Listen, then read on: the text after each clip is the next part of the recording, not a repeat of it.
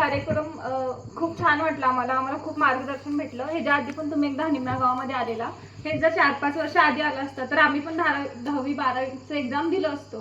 पण काही हरकत नाही. आता जी आहेत 10वी-12वी बरीच मुलं आलेली आहेत, ती पण सगळी 10वी-12वीलाच आहेत. आता त्यांनी ही परीक्षा देतील.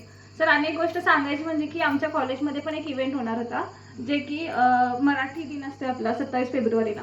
तेव्हा तुमचा नंबर मी दिलाय सर आमच्या कॉलेजमध्ये. त्यांनी तुम्हाला संत Gajanan Maharaj college of engineering Mahagaon. Engineering college. हां, इंजिनिअरिंग कॉलेज.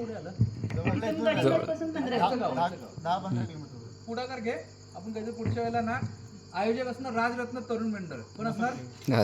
आयोजक कोण असणार? राजरत्न. हा, आयोजक माझ्यावर नाही, राजरत्न तरुण मंडळ असणार.